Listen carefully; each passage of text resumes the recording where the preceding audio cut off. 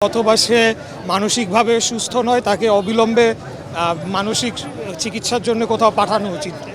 এর বেশি জবাব আর দেওয়ার কিছু নেই। বিপদ যেটা তৈরি হচ্ছে সেটার জন্য সম্পূর্ণভাবে নতুন রাজনৈতিক দল অপরিপক্ক এবং তাদের কোনো অভিজ্ঞতা নাই, তারা দায়ী হবে। কারণ আপনারা জানেন যে সেখানে আমরা 2 দিন আগে থেকেই জানতে পারছি গোপালগঞ্জে গেলে একটা পরিস্থিতি তৈরি হবে, এটা স্বাভাবিক।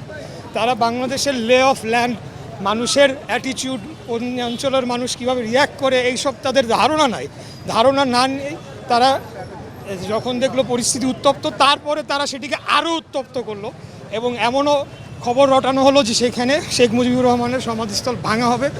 এইসব ব্যাপক একটা অবস্থার মধ্যেও তারা সেখানে সরকারি বাহিনী, সামরিক বাহিনীকে সাথে নিয়ে গায়ের জোরে সেখানে প্রবেশ করে তারা উস্কানিমূলক বক্তব্য রাখলো এবং তার পরিণতিতে যা হলো এটার জন্য আমরা সবাই নিন্দা জানিয়েছি। ফ্যাসিবাদের বিরুদ্ধে আমরা সবাই আছি, কিন্তু দেশের যেই পরিস্থিতি তৈরি করার জন্য সম্পূর্ণ তারা দায়ী। তারা আজকে বাংলাদেশের স্বাধীনতা সার্বভৌমত্বকে ঝুঁকির মুখে ফেলছে। কারণ এই ঘটনার মধ্যে দিয়ে একটা তো বলা হয়ে গিয়েছে নির্বাচন পেছানোর একটা ষড়যন্ত্র যদি নাও থাকে, যে কোনো ঘটনাকেই কিন্তু এখন নির্বাচন ষড়যন্ত্রের সাথে যুক্ত করে ফেলা হয়, বিচ্ছিন্ন ঘটনাকেও, যেটা আপনারা এই যে মিটফোর্ডেও দেখতে পেয়েছেন।